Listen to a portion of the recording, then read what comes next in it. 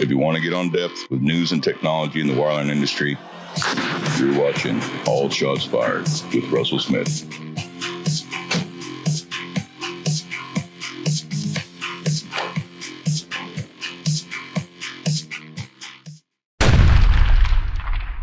Hello, everyone. Welcome to All Shots Fired. We got a really good show for you today. We got Wade Wilson. He is a really smart guy that deals with production logging. We got a great interview with him that's coming up. I also did a class, an operator class, that John Bias sent two guys, and their names are Ramon Reynosa and John Bias Jr. I don't know if that's any kin, but I believe it is. So these were two guys that are completely new to the wireline.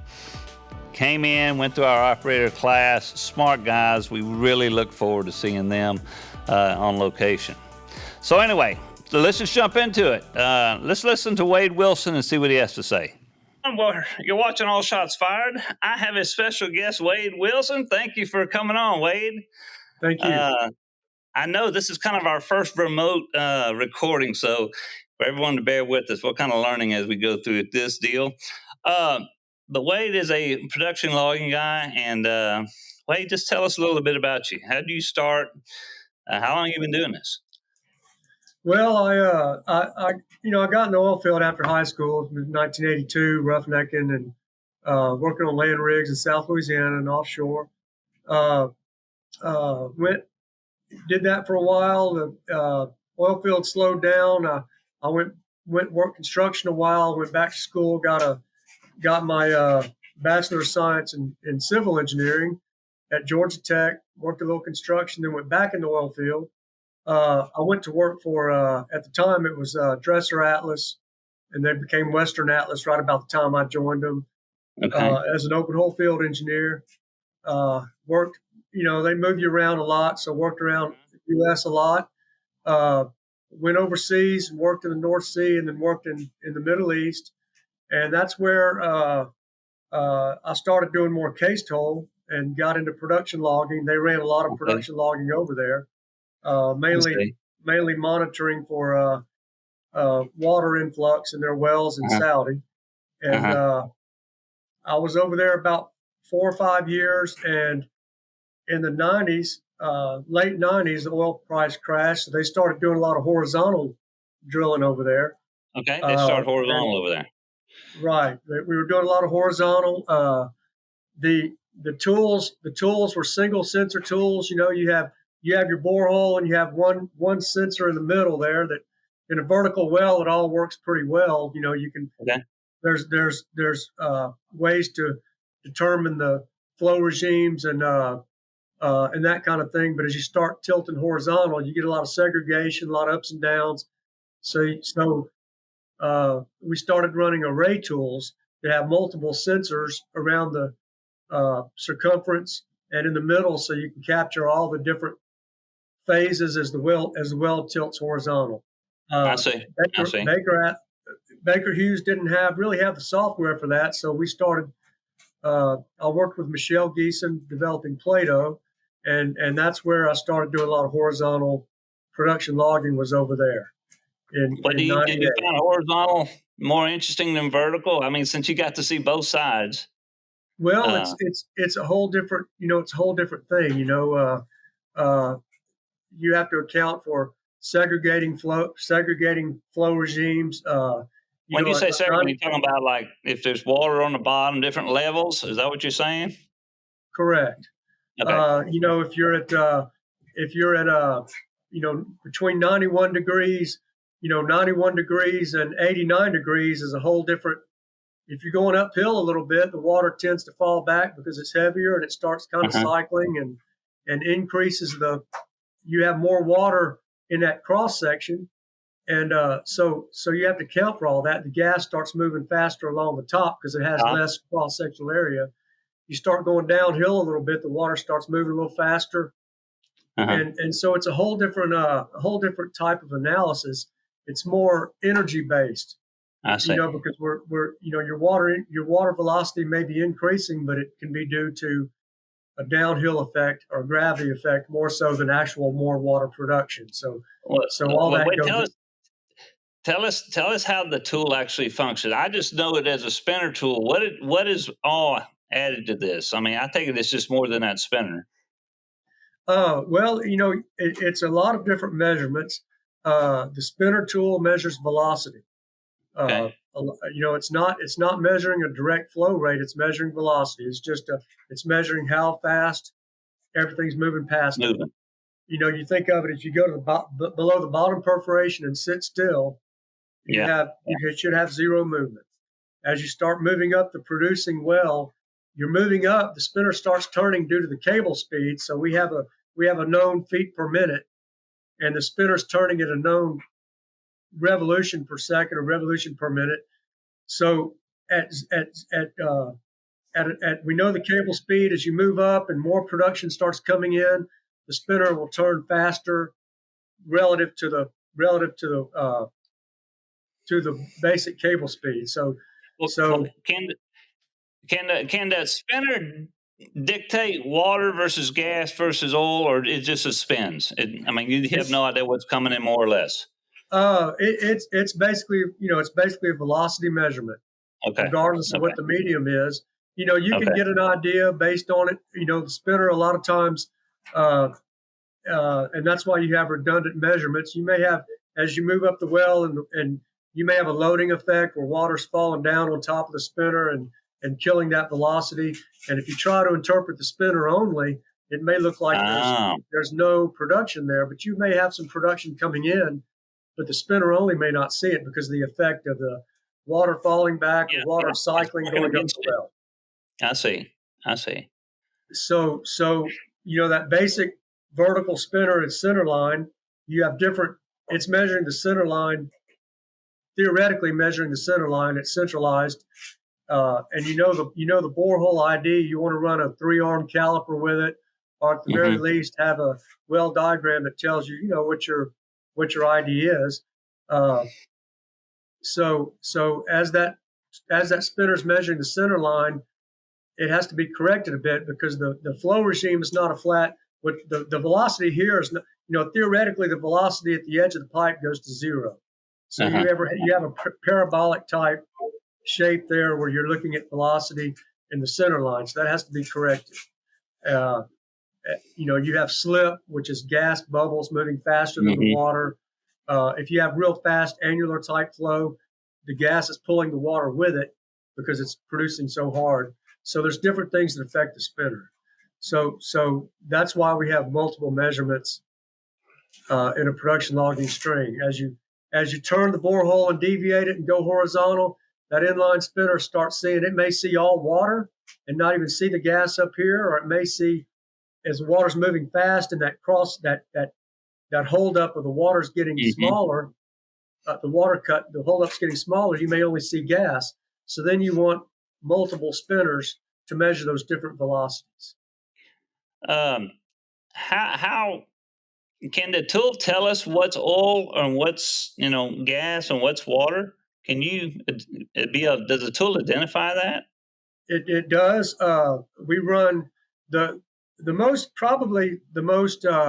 telling measurements in a production logging tool string are temperature and pressure.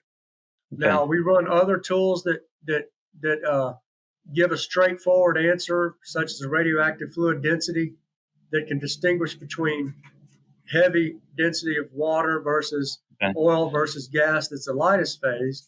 Okay. And you can see, there's a calibration that can give you the different phases, as well as that gives you a straightforward density of the entire mix. And of course, water being around 1.1 or so, depending on salinity and other things. As it starts getting cut with oil and gas, it gets less. Now there's a lot of unknowns in there. You have 3 different phases in there. You have water perhaps falling back. You have gas in solution that's coming out of solution as the pressure drops. So a lot of things are important in that.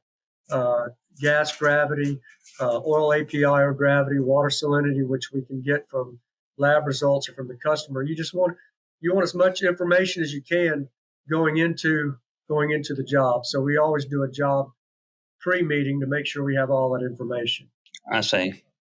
Now, pressure and temperature are probably the most important measurements because anytime you have a difference in pressure, reservoir pressure and your wellbore pressure, whenever you have a difference, you have movement. When you have movement, you have a temperature change. Okay. So gas is pretty much a cooling effect, a Joule-Thomson cooling effect. Okay. Water and oil both heat up. So you have those effects, and that's tied to pressure as far as the energy change from the reservoir to the wellbore. So we have that energy change, and you also have change once the phase is in the wellbore and you're in that wellbore pressure, gas will tend to heat up much faster to try to return to its surrounding pressure, surrounding temperature, which approaches geothermal. Water and oil, gas is cooling down when it's produced, so it tries to heat back up. Mm-hmm. Unless it's already in a gas environment, there's, the analysis handles all that. Water holds heat longer than oil. So if water's coming in, it's going to hold heat. It's going to hold the heat it gained from the production before it returns to its surrounding temperature a lot. It's going to hold that heat a lot longer than oil. So those are all things that identify the phases coming in. Basically, Okay. we just want to see how much oil, water, and gas is coming in and where it's coming from. Okay. And I'm going to ask a dumb question. Now, if gas is compressed down in a hole, wouldn't it still be a liquid? And that depends on the properties of the gas, the pressure you're looking at. CO2 is very heavier than water, and it has a different bubble point and all these things. And you can have gas, you can have gas still as a liquid in the borehole, and based on the properties, we can still determine where the gas is coming in. And you also have condensate, where you could have gas returning to liquid when it gets to surface. So there's a lot of different things that factor into the analysis side of it. Well, it sounds like a pretty intense logging process. Well, acquiring the data, we have redundant measurements, so we can tell how much everything is coming in, velocities that are coming in, the phases that are coming in from the oil, water, and gas, and how much is being added to it, and how much is from surface, from downhole, what it translates to surface rates with material balance and those kind of things in the analysis. So it is complex, and horizontal gets much more complex. Mm-hmm. Well, I can imagine with the layers. And now we were talking earlier. You're realizing, running these production logs, you're realizing that these wells and the way they drilled and how level they are make a big difference. They really do. We do a 3D imaging, and I can attach a little video to it in here. But you can really see when you have multiple spinners, it's represented by arrows and vectors. The larger the arrow, the faster the phases are moving, and then we have colors representing. Water's going to be blue, and gas is yellow, or oil is green, or however you want to do it. But anyway, you're coming along this, and of course, the horizontal is never really exactly horizontal. A lot of times it's toe down, toe up, depending on the geometry, depending on a lot of different things. So anytime you have a bump in there, water has a harder time getting up over that little hill, or in a valley coming up a hill a little bit. So if you have this kind of thing, you'll have pockets where water tends to build up and bank, and the gas and oil especially the gas, have to make their way through that restriction. And over time, as the pressure declines in the reservoir and the well slows down, that water, that drilling anomaly you can start not getting the production you want. Out of those stages further toward the toe. So drilling is very important. Well, I know they've come a long way. When we started, here in South Texas with these horizontal wells, we always said it must be some roller coaster engineer drillers, because the wells just really up and down and left and right, and it was pretty crazy. Even on the pump downs, they were tough. And yes, sir. But I know technology has changed where they're making it a pretty good art. They're figuring how to do this, and showing the information you're telling them makes them want to drill even more smoother on the production side. Yes, sir. For drilling, their job is to make a hole and hit the targets. And it's as quick as they can, so it's come a long way. Yeah. And in horizontal array production logging, I believe it tells a lot. I did a lot when I did my master's degree at Texas A&M when I came back from overseas, and we spent a lot of time on pressure decline curves. In the North Sea, they have a lot of the problem is identifying depletion of gas wells versus condensation building up in the wellbore, which acts like depletion because the condensation downhole would bank and prevent gas production. So there's a lot involved, a lot of benefits to running getting this kind of data. They drill so efficiently, like you're saying, and so fast. I was meeting with Exxon the other day, and a friend of mine, and when wells start declining now, it's cheaper just a lot of times just go out and drill another well than trying to optimize the well you have. Yeah. Which is, I'm biased. I'd rather see them run a lot of logs, but I think I think it is good to run the logs. If you run base logs when they drill these horizontals, you have your IP, you have your initial production, and they have decline curves, and they're trying to predict how far out they can go, how much ultimate recovery they can get. He was telling me some of these wells are only at 3%, and I'm thinking, that's low. Yeah. So when they match, you get these parameters to predict these decline curves. You want to make sure the parameters you're using match your history, so you can have confidence that going forward, those same parameters you're using give you a good indication of your ultimate recovery. So I think that's why baseline production logs are good. Over time, they help engineers match their parameters with the data, and then they can intelligently predict going forward what the wells will do. We've done multiple choke production logs where you change the choke setting and log the same well, so you can get kind of a production index for each stage. They may have 20 or 30 stages. Which stages over time will do better than others? What choke rates will give them ultimate recovery better? I know economics play a big part. If oil's $100 a barrel, they're going to want to open those things up. It's just a lot of different things. So have you seen any refracs or stuff like that and logged to see the benefits of doing a refrac or recompletion? Well, the same person I was talking with at Exxon, and he was mentioning they are going in and doing refracs. They have a plan to do a lot more of them, as opposed to also drilling more wells. They're going to go back and do many refracs. I don't know how many more they're doing now than they have been, but I know a lot of people are talking about doing quite a bit more in the next year, and we're hoping to get involved in that, at least as far as evaluating the fracs after they log. We started doing array horizontal production logging in the late 90s. I started my company in 2008. That's what we've primarily focused in.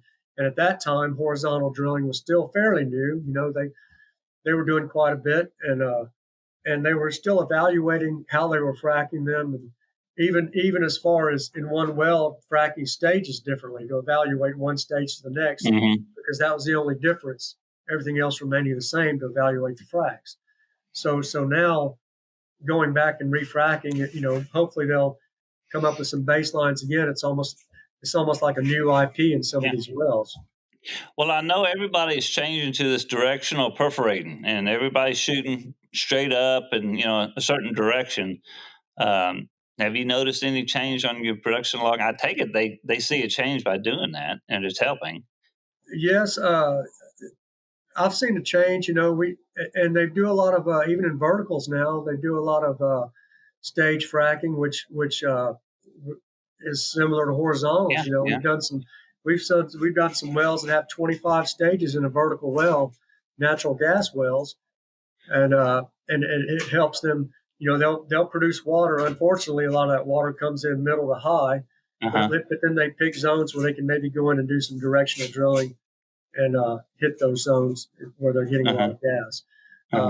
It hasn't, from what I've seen, the verticals have done about as well as the horizontals have, on some of those wells where they spent more money. So really, it kind of remains to be seen. But I think the refracking is going to be because I think, you can tell when you run these horizontal production logs, the difference in the pressure, temperature, energy coming in, the loss in energy from the reservoir to the wellbore, that energy change and the production you get in the wellbore, like mainly from the spinners telling you the velocities, changes in that can be related to, it's kind of a skin effect, but it's really more of a how well that frac performed in opening up those zones to allow production to come in, lowering that pressure drop to allow more production over time to come in. So all those things play into it. Oh man, it's a lot. It's a lot. But I think the refracs are really. I'm hoping they take off. And oh yeah. I think optimizing. I think optimizing the assets you have goes along with drilling new wells. I would think. Yeah. Well, especially wells that were drilled early on and they didn't know the technology they know now, and they're like, look, we can now maybe directionally, perforate and refract and push them fracs in the direction we want them to go. And so, yeah, I can see that, especially on these newer wells. That would probably be pretty valuable. Yes. Everything's set up.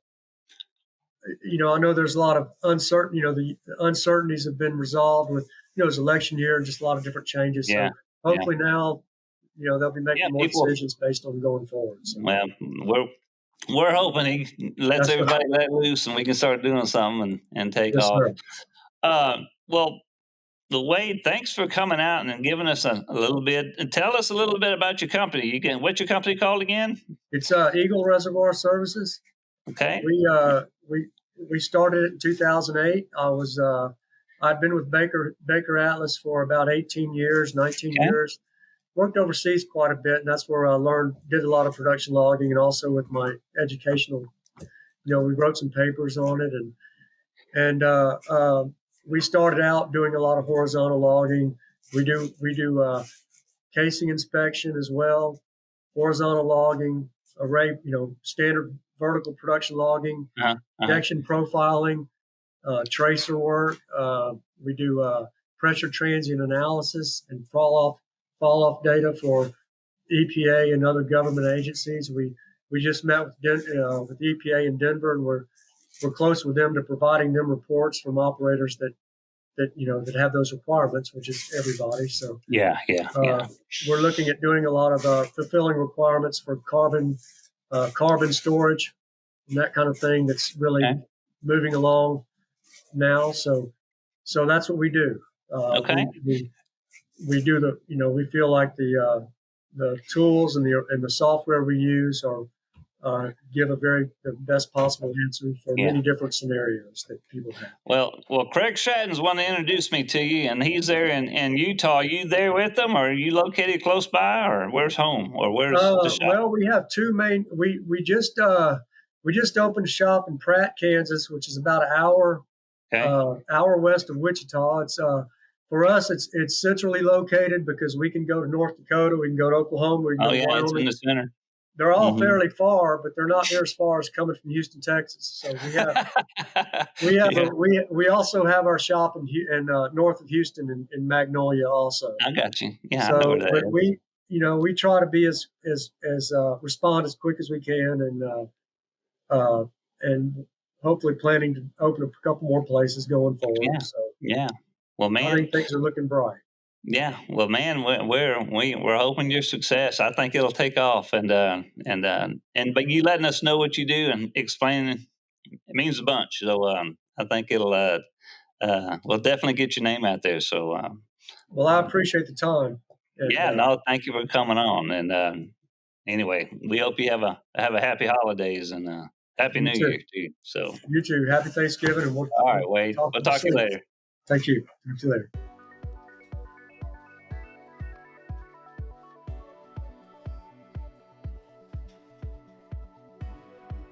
Okay, everyone, our warrior tip of the day has to do what we call tabulars. A tabular is a number. A depth is a tabular. This 1850 is a tabular, just going to show a number. So if I'm looking at my line tension, I go, hey, what's my line tension reading? It'll give me a number if I set it up to every 50 to 100 feet or whatever setting you want. But I'm going to show you how easy this is to do. So what we'll do is anywhere click on the presentation. This little box pops up. Now, if we're going to do line tension, don't change line tension. If we can go to line tension and it's set up as a curve, we could change it as a tabular here, but we'll lose our curve, and we don't want to do that. So what we're going to do is X out that, and we're just going to go to add. So hit add, and I'm going to hit on the current path going down, and what I'm looking for is line tension. So LTEN is what we're looking for, and here it is. Click on that dude. And what I'm going to do, we're going to change it into track of the line tension, and it's in track 2, so we're going to put it in track 2. But I'm going to click the tabular button, and you'll see things change when it clicks tabular. Now, since our tension is red, we're going to change it to red. So make it the same. We'll make it red. That number can be on the left-hand side, middle, right, wherever you want to put it. And I'm going to put it at every 50 feet. That'll be the interval this number will show up. You can change the decimal points, whatever. I usually leave it at auto. Okay, so let's hit OK. Hit save. Now let's see what that looks like. So if you can see, we are now having a tabular showing up for our line tension. Now, also remember, if we need to adjust this, if we click back on the presentation, tabular is at the bottom. If it's at the bottom, that means it's a tabular. If it's at the top, that means it's a curve. So anyway, I hope this helps. You can tabular anything you want that shows a number. So anyway, all right, we'll talk to y'all later. Special thanks to our sponsors, the guys that keep our school going. And guys, everybody that subscribes and follow us on All Shots Fired in the school, thank y'all. Y'all are really helping us grow. We're doing this for y'all, and we're hoping we can help the industry out. So anyway, that's about all I got. We'll see y'all next year. All Shots Fired is produced by MDS Multimedia. You can reach them at mdsmultimediapa.com. Videography and sound by Russell Smith. Video editing and sound mixing by MDS Multimedia. Guests of the show have given their permission to be on camera and to have their likenesses displayed online. Any similarities in likeness is purely coincidental. Filmed on location at the Top Gun campus studio, audio media provided by Storyblocks.com. If you have any questions or would like to be a guest on our show, please reach out to Russell Smith. You can reach him at rdsmith@topgunoilfield.com, or you can call him at 1-979-320-7685.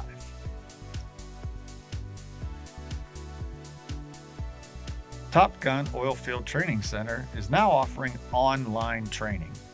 Our first class will be RP67 explosive training. This will go live in January of 2025. Many more courses will be available in the near future. Stay tuned, and thank you for watching.